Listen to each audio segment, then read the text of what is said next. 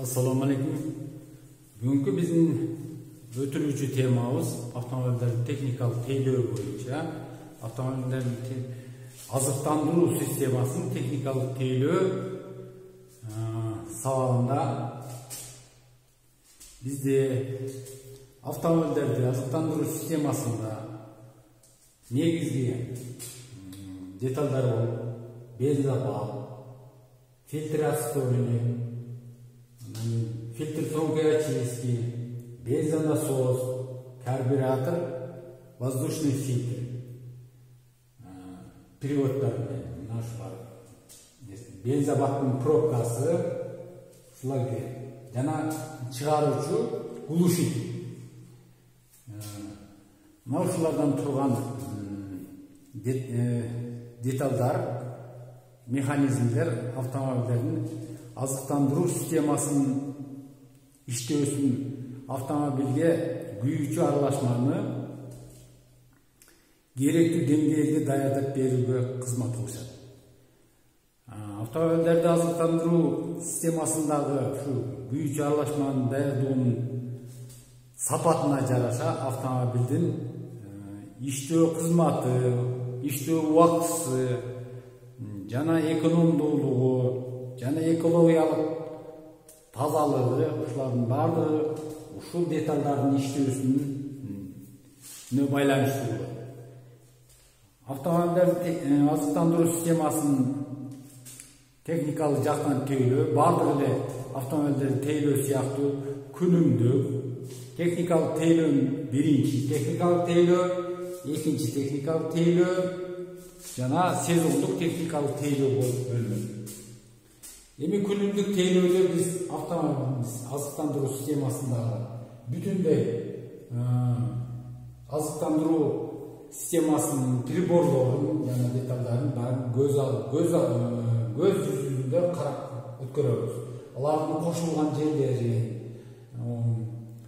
ал жерден кошулган жерлерден бензиндер танбай жатабы, күйүүчү заттар танбайбы, бошогон эмеспи, ушулардан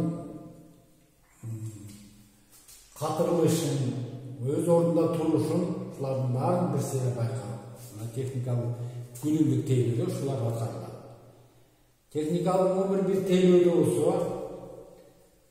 автомобилдердин ошо деталдардын ордунда, турган ордунда иштөө процесстерин текшеребиз. Анын автомобилди жүргүзүп, кандай иштеп жатат, автомобилдин кыймылдаткычынын иштөөсүнүн негизинде кыймылдаткычтын обороттору, кубаттуулуктары кандай болуп жатат, ошолордун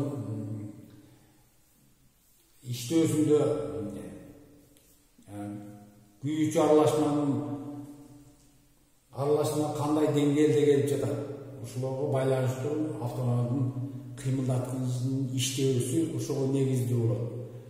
Тез айланып атабы, жай айланып атабы, бензин күйүүчү аралашманын көп коромчу болуп атабы, ушуларга байланыштуу биз техникалык биринчи тейлөөдө алардын иштөөсүн байкайбыз. Кээ бир учурларда иш жумушун аткара албай калгандарды биз ремонттоп же алмаштырышсак болот. Мисалы бензин насосу иштебей калышы мүмкүн. Себеби ал жерлерде диафрагмасы болот. Но диафрагма турган жерде, ошо диафрагма көбүнчө жаракат алып, көп иштегендиктерден ошо кой бере баштайт. Ошондо, значит, киргизүүчү клапан, бензобактын жана чыгаруучу, системага кетирүүчү, чыгаруучу клапандардын иштөөсү, клапандардын иштөө мөөнөтү начар көп болгондуктан кызмат кылганда булардын пружиналары жакшы тартылбай, жакшы иштебей, значит, толук жабылбай, өзүнүн функциясын аткарбай, бияктан биз бензинди кабыл алганда, значит, биздин рычагыбыз бөлүштүрүүчү балдан кыймылдаганда тияктан тартып берген бензинди бияка чыгарарда бул жакшы жабылбай, бензин жақсы толыққанды карбюраторға келбей қалады. Толыққанды карбюраторға келбегендігі үшін карбюраторда күйүүчү аралашманы жакырланган аралашма берилип калышы мүмкүн. Анын негизинен автомобилдин моторунун таптуусу кыйындайт, кубаттуулугу начарлайт. Иштөө процесске ушуларда аябай залакасын тийгизет. Ошон үчүн булардын иштөөсүн толуккандуу иштөөсүн текшериш тоо бирде аткарылат. Бул жерден шлангалар чыгарылып туруп, келген трубопроводдордун учтарын чыгарып туруп, ошол жерден текшерип көрөбүз. Же болсо буларды мотордон кыймылдаткычтан бул жака чыгарып алсак болот. Жеңил эле 2 болт аркылуу чыгарылат, чыгарып туруп, аларды биз иштөөсүн текшеребиз. Болбосо ичин полный жиликтеп, ачып, ичиндеги дефектилерди оңдосок болот. Эми көбүнчө фильтр отстойник, бензобактан чыккан бензин фильтр отстойник аркылуу өтөт. Фильтр отстойниктеги ошол жерде астында төгүлүүчү пробканы ачып, ошол жерден 1 литрче бензинди агызыш керек. Себеби бензобакка куюлган күйүүчү заттарда суу аралашмалары пайда болуп калышы мүмкүн. Ошондо ошол жерге отурат. Отстойник, суулар, кумдар, ар кандай жаман нерселер, бензобакка түшүп калган нерселер ушундан кармалат. Фильтр отстойниктер ошол жерден төгүп, буларды тазалап, кийин коюш керек. Техникалык экинчи тейлөөдө буларды чыгарып, бул жерден чыгарып, ичин тазалап, жууп, кайра ордуна койсок. Фильтр тонкий очистки болсо, бул карбюраторго келгенден кийин бензонасоско чейин келип, бензонасостон уже карбюраторго кирей деп коюлат. Бул жерде значит бензин келип, жүк ташуучу автомобилде керамикалык фильтрлер болот. Ошол керамикалык фильтрлер аркылуу карбюраторго келет. Ал эми жеңил машиналарда кагаздан болот. Ал жерде көрүнүп жатат. Алардыкы жеңил машиналардыкы бир жолку колдонууга жарай турган фильтрлер сразу биз эмне техникалык экинчи тейлөөдө аларда алып таштап жаңысын кое берсек болот. Бензонасостогу иштөөсүн ошол кубаттуулугун значит бул жерден толук кандуу иштегендерде значит чоң басым менен бензин берилип туруш керек. Андан башка автомобилдин багында клапан, крышка, капкакта клапандар болот. Ичинде бензобактын ичинде толуп калган бошондукта толгон газдарды ошол клапандар өзүлөрү чыгарып турат. Антесе бул жерде чоң басымда атмосфера пайда болуп калып, жарылуу коркунучун пайда болот. Эми карбюратор негизги деталь азыктандыруу системасында негизги деталь карбюратор болуп эсептелет. Карбюратор бизге эмне күйүүчү аралашманы даярдап берет. Керектүү маалда кыймылдаткычтын иштөө процессине жараша байытылган күйүүчү аралашма, же болсо жакырланган күйүүчү аралашма, же орто талап кылган күйүүчү аралашмалар даярдайт. Ошолордун ичиндеги процесстерди аткаруу бул эмне жиклөрлөр аркылуу, главный дозирующий система деген бар. Ушулар аркылуу сырттан келген аба фильтри аркылуу тазаланып бул жакка келгенде ошол жерден главный дозирующий системада турган күйүүчү затты кошо алып кетип, бул жерге цилиндрге кирүүчү трубага биз уже аралашма кирет. Аралашма таяр болуп кирип, ошол иштөө процесси башталганда, значит бизге күйүүчү аралашма уже цилиндрлерге кирип, иштеп бүткөндөн кийин чыгаруучу трубалар бар, чыгаруучу коллекторлор аркылуу кабыл алуучу труба менен глушительге барып, глушительден ошол жерден баягы чыкканда аябай чоң жалындар менен, түтүн эле эмес жалындар менен чыгат, ошолордун баарын өчүрүп, уже глушителдин үнүн басаңдатып, керектүү децибелге анан кийин сыртка чыга баштайт. Автомобилдерде ушул азыктандыруу системасында бүт деталдар, ушу бензобактан баштап ошол карбюраторго келгенге чейин труба проводдордун кошулмалары, кошулган жерлери, бул фильтрлердин кошулган жерлери, бензонасостун кошулган жерлери, карбюратордун өзүнүн ордунда орнотулушу, анын үстүнө коюлган аба фильтринин орнотулушу, анын ичиндеги бүт орнотулган, катырылган нерселер аябай тыкыз бышык болуш керек. Себеби ал жерлер бир аз бошондук болсо, бул жактан эмне герметикалык абалы начарлайт, башка бензинге уже аба кошула баштайт, аба кошулуп азыктандыруу системасынын иштөөсүн начарлатат. Жулкуп, булкуп, ар кандай кыйынчылыктарды жаратат.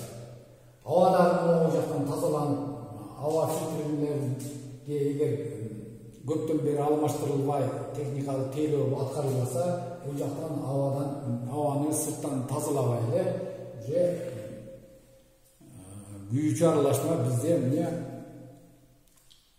таза эмес аба аркылуу келип, бул биздин поршендик группага бизге сырттан келген майда кумдар аркылуу уже поршендик системага кирип кетет дагы, ал жердеги жешилүүнү күчөтөт.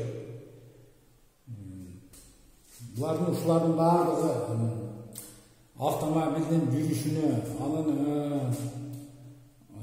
автомобилдин мотордун жүрүшүнө, кубаттуулугуна, экономдуу жүрүшүнө бүт ушундай залакасын тийгизген үчүн азыктандыруу системасын ушул деталдарды аябай өз учурунда графиктик талап боюнча коюлган графиктер боюнча биз эмне жумушун аткарып коюшубуз керек.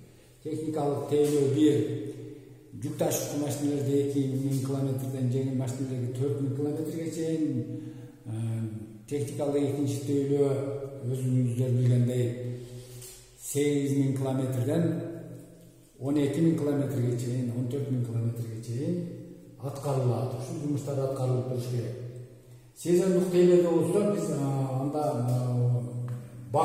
сезондук тейлөөдө бактарды чыгарып, сезондук тейлөөнү 2 жолтусунда, мындайча айтканда 1 жылда бензобакты чыгарып, ичин тазалап, бошотуп чыгарып, ичин тазалап, жууп, кайрадан ордуна коюшубуз керек. Ошондой эле бул иштинде дагы сезондук тейлөөлөрдө булардын иштөөсүн карап, сыртын карап, бүт эмелерин ичин дагы ачып карашка туура келет. Эгер сырты күйүп эмесе, ичиндегилер да күйүп, уже автомобилден чыккан үндөрдү жана чыккан түтүндөрдү жакшы тоспой калат. Бул жерде жакшы тоспой чыгара баштайт. Эмки азыркы учурларда бул карбюратордук системалардын баары азыркы учурларда уже иш процесстерин түгөтө баштады. Ошон үчүн азыркы мезгилде инжекторный деген азыктандыруу системасы чыккан. Инжекторный системага кайрылып кетсек, бул карбюратордун ордуна ар бир коллектордун, ар бир цилиндрге кирген коллекторге бирден инжектор коюлат. Бензонасос болсо сыртта эмес, бактын ичинде болот. Бактын ичинде непосредственно бензонасос жогорку давление менен бензоносто аталат, электр кубаттуулугу менен иштейт. Жогорку басым менен трубкалар аркылуу бизде инжекторго күйүүчү аралашма күйүүчү зат берип турат. Эми бул инжектордук азыктын таратуу системасы электронный блок управления деп коет, компьютерлештирилген. Булардын баардыгы ар бир эмелерде өзүнүн датчиктери турат, глушителде турат, датчик могу колембалдын айлануу жеринде турат, датчик опережение зажиганиялардыкы, ошондой эле суулардыкы, майдыкы баардык датчиктер уже команданы электронный блок управления берип турат. Ошол жерден анан ошого карап, ошолордун датчиктердин талаптарына карап, бизде инжектор сырттан келген аба киргенде абанын кандай кирип атканын текшерүүчүдө датчик турат. Көп кирип атабы, аз кирип атабы, муздакпы, ысыкпы, ошого карап бул жерден инжектордон күйүүчү затты керектүү өлчөмдө жөнөтүп турат. Керектүү өлчөмдө өз учурунда керектүү моментте гана ошол иштөө процессинин негизинде электронный инжектор деп кой, электронный ток аркылуу команда берилип, инжекторду кайсы маалда ачыш керек, кайсы учурда ачыш керек. Ошонун негизинде азыркы азыктандыруу системасындагы кыймылдаткычтардын баардыгы жүк ташуучу болобу, жеңил машиналар болобу, баардыгынын иштөөсү экономдуу болгону ошол себептен экономдуу болуп, күйүүчү затты экономдуу колдоно баштады, экономдуу коромчу кыла баштады. Мурункуларга караганда бир кыйла экономдуу болуп, ошонун негизинде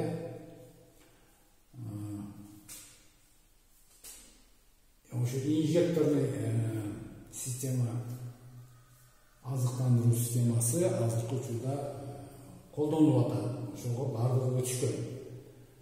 И бензонасостагы электронасос, электр тогу менен болот, жогорку басымда мына ушундай. Значит, бизде сезондук тейлөөдө бензобактарды жууйбуз, глушителерди карап бир сыйра колдон өткөрөбүз. Ар бир техникалык тейлөөдө май алмаштыруу системасында май алмашкан мезгилде обязательно воздушный фильтрди алмаштырып туруу зарыл. Көбүнчө жайкы мезгилдерде техникалык эки тейлөөдө ар бир 10 миңде 8 миңде воздушный фильтрди алмаштырып турса болот. Ал эми кышкы мезгилде техникалык тейлөө 2-нин 2 жолкусунда алмаштырып турса болот. Мындайча айтканда 20 миң. Значит, азыктандыруу системасынын кыймылдаткычка болгон жардамы, ошонун иштөөсүнө болгон кызматын, аткарылыштары биздин өз учурунда талапка жараша, шартка жараша машиналердин кызмат кылуу, кайсы жерлерде кандай шарттарда иштегенине жараша аткарылып туруш керек. Оор абалда аба ырайы начар, чаңдуу жол жүргөн жолдорунда ушуларга да карап, техникалык тейлөөнүн мөөнөттөрү, убактылары жакындай. Ал эми мындай таза шарттарда значит буларды ошо өз убагында көрсөтүлгөн убактарда алмаштырып туруу менен биз кыймылдаткычтын өмүрүн узартабыз. Мына бүгүнкү сабактын өтө турган сабактын мааниси ушул. Түшүнбөгөн суроолор болсо берип бересиздер.